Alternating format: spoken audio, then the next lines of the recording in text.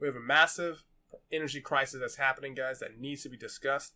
I found this amazing video with Tucker Carlson. He talks about this energy issue that you guys need to know about. It's happening all around the world, and preparing for it is the first step. So once you guys get some information, guys, please tell me what you guys think about it in the comment section below. We've been building that conversation. And before it starts, guys, please like and share this video. Please subscribe to the channel to get all my updates so you guys can not miss anything amazing out there. So let's begin. Good evening and welcome to Tucker Carlson. Tonight, there are a lot of faraway places in this world, Namibia, for example, but Europe is not one of them. Europe is where your kids spend junior year abroad. Europe is an easy flight from the east coast of the United States to pretty much anywhere on the continent. And you know this if you've been on vacation in Europe, as millions of Americans have. For the most part, they speak English in Europe. They've got Starbucks and Taco Bell and air conditioning and modern hospitals. It is not another world. So given how closely related the United States is to Europe and has always been, you would imagine our leaders would notice when Europe began to fall apart, especially when the signs were not subtle at all. They weren't. This summer, Germans began clear-cutting ancient forests to heat their homes. In Poland, families queued up for hours to buy coal, just like they did 150 years ago. In the UK, the government projected that more than 10,000 Britons will freeze to death, will die this winter for lack of heating fuel. Freeze to death. In England, that is not supposed to happen in a first world country. So Europe is moving backward at high speed, and it's not clear where it'll end. So the question is, why is this happening? And the answer, for once, is a very simple one. The war in Ukraine. That's why it's happening. A huge percentage of Europe's energy came from Russia. Those imports have now been banned, supposedly to punish Vladimir Putin. Now, about that, guys, it's very interesting that other countries are trying to punish Russia and their involvement with Ukraine. I mean, what are you guys' thoughts on about that? Should America be sending billions of dollars to Ukraine to support their efforts? Should the UK or should even the UN or America have any involvement in that? Just let me know what you guys' thoughts are, because I find it very interesting about that. I don't think Americans have any involvement into it. It's not our business. We can't be the police of the world, and quote unquote, stuff like that. But because this energy crisis is going to get a whole lot worse, guys. So check it out more. What's the result of this punishment? Well, the Russian ruble is now far stronger than it was a year ago. The European economy, meanwhile, is collapsing. Europeans are much poorer than they were when the war in Ukraine started. So how is that a victory for Europe and the West and democracy? Well, that's a fair question. It's an obvious question. But no one in Washington appears to be asking that question. Instead, the Biden administration is doubling down on the self-destructive mistakes that are destroying the European Union. The White House banned Russian oil, natural gas, and coal. It was our moral duty. And then at the same time, the Biden administration crushed domestic oil production here by canceling oil and gas. Now, there's a theory that even I've been thinking about this. This administration that's come in has basically destroyed or has taken away as much oil as much as possible. And maybe it is an interesting way of thinking, but the goal is to cause as much people to be dependent on the government, cause as much chaos as possible to obtain more power in the government and have this power dynamic be even larger. So the people at the bottom get further away and the people at the top get even more power. Just some of you guys' thoughts are about that. And then, as if that wasn't enough, the Biden administration sold a piece of our strategic petroleum reserve, maybe this country's most important resource, to China. None of this hurt Putin in any way. All of it impoverishes the United States. Mm-hmm. So what could possibly be the justification for doing that? We've wondered. Anyone who's paying attention has had to have wondered that. Well, this week, Congressman Jamie Raskin of Maryland, of Bethesda, answered that question. Russia is an Orthodox Christian country with traditional social values. And for that reason, it must be destroyed, no matter what the cost to us. So this is not a conventional war. This is a jihad. Jamie Raskin said that out loud, but many in Washington agree with him in both parties. They would like to see World War trans immediately. So what is a jihad going to mean for you? Well, The details are stunning. Thanks to the Biden administration's religious war in Ukraine, this country is about to run out of diesel fuel. Now, guys, if you guys want to learn more about this diesel problem, there is a huge, massive thing about oil prices, how we're dipping into our own reserves. Now, guys, it's just crazy. Like, President Trump had this oil pretty much issue solved, but now we have this oil crisis. Now, I know that either Democrats or Republicans, and both, they don't support Americans overall. They support their small interest groups and their own, and how to line the box. Now, not all of them. Obviously, the vast majority. We're talking about upper 90%. So, this stuff has to happen. They have to create a problem so they can be the solution. And if they're the solution, that's why they stay in power. And the problem just keeps on happening over and over and over.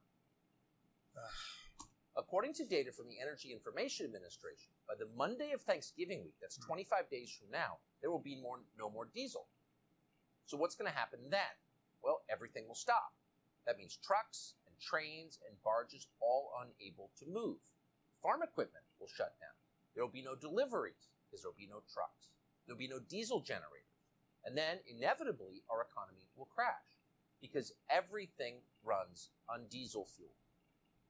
Not on solar panels, not on wind farms, on diesel fuel. Diesel is not a negotiable commodity. You have to have diesel. So what happens when we don't have it? Well, yesterday, Fox's Jackie Heinrich, apparently alone in the White House press corps, asked the White House spokesman, John Kirby, that very question. What's the plan here? We're running out of diesel.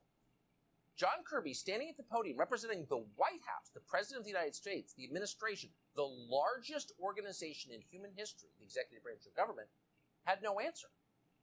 But don't worry, he said. We will be exporting plenty of energy to Europe to help fight that progressive crusade in Ukraine. Watch. Now, before the clip runs on this, guys, like in the back of my head, like this entire time, like, how do we put these individuals, like, I mean, not how, why do we put these individuals into office? Like, we put the most unqualified individuals in these positions to run the country. And it just gets worse and worse and worse. Like, people truly need to evaluate how they vote, because it's like they don't think. What are we doing to increase the supply of diesel, given that the Energy Information Administration said as of October 14th, the U.S. only had about a 25-day supply? You have the Northeast and New York already rationing home heating oil. What are we doing to prepare for the winter and to ramp up supply of diesel? I'll take the question on the diesel because I just don't have the data on that in front of me. So let me take that and we'll get back to you on that. But writ large, the president has been working very, very hard to make sure that that not only are we ready for fluctuations that could come, and of course the prices are going down, and we think that's important. I think prices will be going down temporarily. Now, once this fuel crisis gets even worse, prices will go back up. But that we are also doing what we can to help our European friends and partners who are also going to be facing a long, cold winter. We have doubled our commitment. The commitment he made in March for natural gas exports to Europe, we've doubled that commitment in terms. It's interesting. They're increasing their exports. What about us? What about people in the States? Of actual, getting things over there, getting natural gas over there. And we are working with foreign suppliers of natural gas and oil to see if we can't help our European partners diversify their own storage and supplies. So just pause and savor the irony here just for a moment, because now everything is irony. They've been telling you for decades, since Al Gore left the White House, that the single greatest threat to the world was warming. And because of their efforts to fight warming, you are in danger of freezing. And unlike warming, freezing actually kills people, a lot of people every year. And it will kill people in the West this year, thanks to their efforts to fight warming. Okay. The second thing to notice is the White House spokesman's totally uninterested, blasé response to the most basic question anyone could ask, which is, what are we doing about the fact we're running out of diesel fuel? Now, another thing about these press secretaries, like, it's just interesting. Like, you ask them a very direct question, and I've seen it through multiple presidencies, like politicians, people who work in the government. You can ask them a very direct question, and they don't even answer it. They answer a question that they want, an answer they want to provide that has nothing to do with the previous question. Has nothing to do with, not previous, with the original question. And he has no idea, and he's not embarrassed that he has no idea. The problem is, at this point, there may not be an answer, because there may not be a way to avoid a disaster. Diesel fuel is not just low in this country, it's low in every Western nation that has aligned itself with Ukraine. All these nations preparing for World War Trans are running out of diesel fuel. As New York Magazine has reported, the last time there was this little supply of diesel, there were about 3.5 billion fewer people on the planet. Well, that puts it in perspective. So the Biden administration responded, as you know, earlier this year to rising gas prices, which they feared above all because the midterms are coming in 2 weeks. You know, I'm happy you brought up the midterms because, this is such a big power play that's happening. But I typically think it doesn't really matter who ends up being it. We keep voting in these idiots that remain in power. And despite if it's a Democratic either a Dem or a Republican, it's just that the same outcome comes out. They overspend. They put us more in debt. They take more of our freedoms. America just becomes more of a police state. Why this? Maybe the majority of Americans don't see this happening, or they're just oblivious to this, or it's just, how can this keep on continuing? And, I think the core problem would have to start off with the Federal Reserve. That's a little bit different story from there, but let's let this video play more. By tapping the Strategic Petroleum Reserve. But that will not work here. The Northeast Home Heating Oil Reserve contains 1 million barrels of diesel in case of emergencies. The problem is that demand is so high across the board that, according to the Washington Post, even if the Biden administration used every single barrel in that stockpile would be empty in less than 6 hours. Wow. And of course, it's not just diesel that's running out. Jet fuel is up about 23% in just the last month. Kerosene, which if you don't live in New York City, you know perfectly well is used to heat people's homes to keep them from dying, is now close to $7 a gallon. Who else heats with kerosene, by the way? More people heat with kerosene. And they're the ones who can't get it. $7 a gallon. In New England, people are worried about freezing to death this winter. Here's a local Fox report. West Hartford homeowner Sharona Resnick-Kravitz has been paying for oil to heat her home for more than 35 years. I mean, this is New England. It gets cold here. We're cold. Sharona is a widow living on a fixed income. She says before her husband passed away, they shared the bills. Now she is having to make sacrifices. How are you preparing and trying to figure out what can you sacrifice at this point? And you know what? This is for the average person. They're not going to be able to beat inflation. Beating inflation is going to be harder and harder, especially for all these people. And to me, when I see politicians and their net worth explode even higher, all these medical companies getting more and more profits, you can't see there's a possibility of collusion happening. Food. I go to the grocery store and I'm very frugal about what I buy. She tells me at $6 a gallon, buying oil has become a huge burden. The average home uses 800 gallons of oil per year. That's almost $5,000 at the current rate. This shouldn't be happening in this of all countries. The United States has some of the deepest, by some measures, the deepest energy reserves on the planet. It's our main strength. Cheap energy is the reason this is a rich country. That's the reason. That's why we're exceptional, because we have cheap energy. And this country was energy independent just a few years ago. Now, if you want to fix the economy, you would make this country energy independent once again. Now, I would agree on that. We need to be energy independent, but our economy is basically wrecked.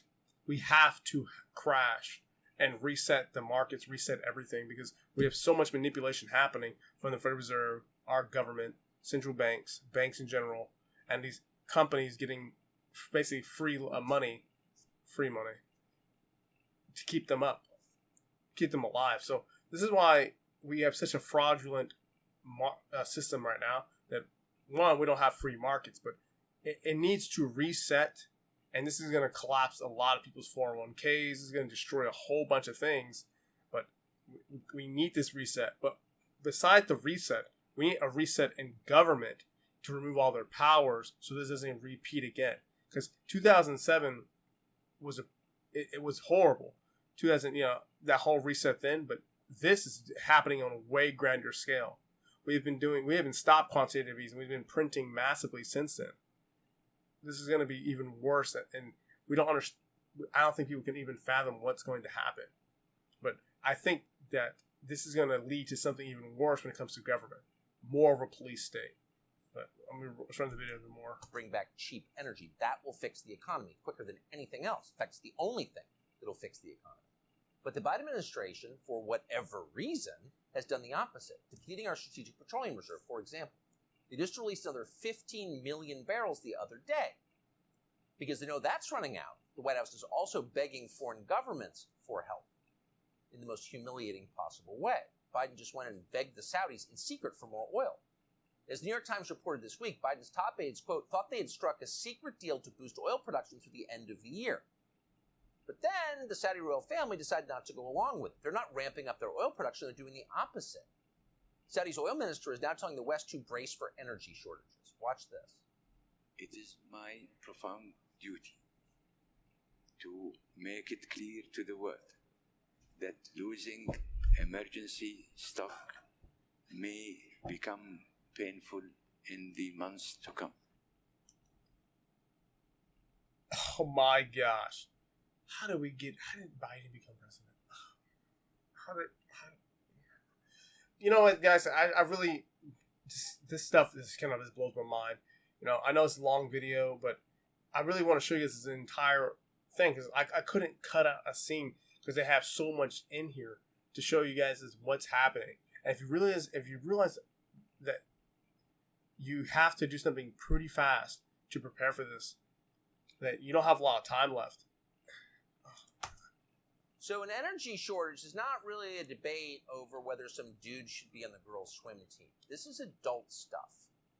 Countries rise and fall on the basis of what energy costs. And when there's a real energy shortage, things fall apart. People die, economies collapse, poverty sets in, systemic poverty. Not just in the bad part of town, but in your part of town. This is a real thing. The problem is the people running the government are children. They not only can't admit what they've done wrong, they don't even understand it. Here's Karine Jean-Pierre, the glass ceiling shattering spokeswoman at the White House, addressing the question yesterday. I'm anxious to get your thoughts on this New York Times report that U.S. officials thought they had a deal with the Saudis before the president went to Jeddah in Saudi Arabia for his meeting with the Crown Prince. But they thought they had a deal on oil supplies and oil, price of oil, but that the Saudis backed out of that deal. What can you tell us about it? So we have been very clear about how we believe parts of that report was mischaracterized, and there has been some changes that have been made to that report. Look, we've also been clear that the president's trip to the Middle East was not about oil. We've was there seen an gas prices go understanding, down. Kareem, with the Saudis that the Saudis then backed away from? Again, the trip was not about oil. This is embarrassing. She can't even conjugate the verb correctly. This is the spokesperson. It's a joke. She doesn't know what oil is, and she's lying.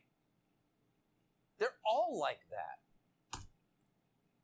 So this is what we have to deal with, guys. Like, I would prepare as much as I can, or prepare as much as you could for this crap storm that's happening, or about to happen.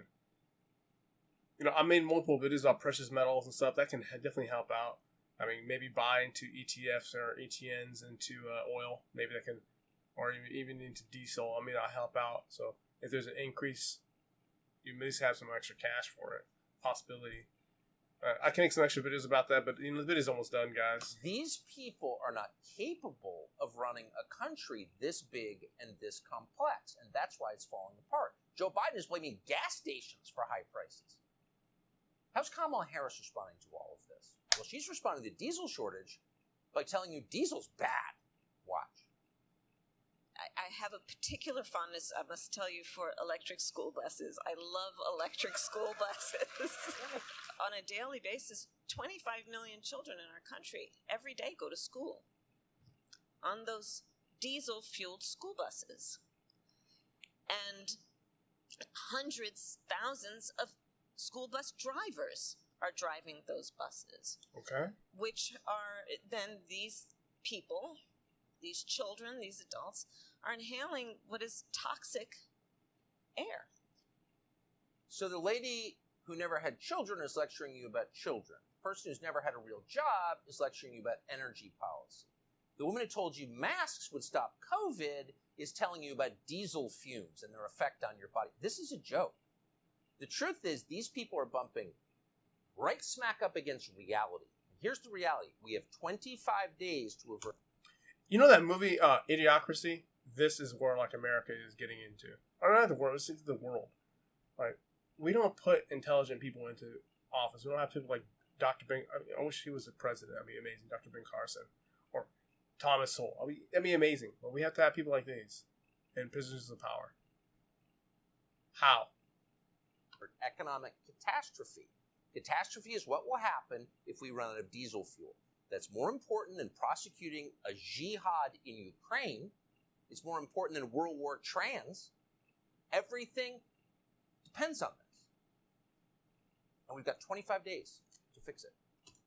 Now, guys, tell me what you guys thought about the video. I know it's kind of long, but I really want to show you what's happening, or if you guys are not aware of what's happening, just, just want to show what's going on. But please like, share, and subscribe, guys. Tell me your guys' thoughts in the comments. I'll get to all your comments as much as I can.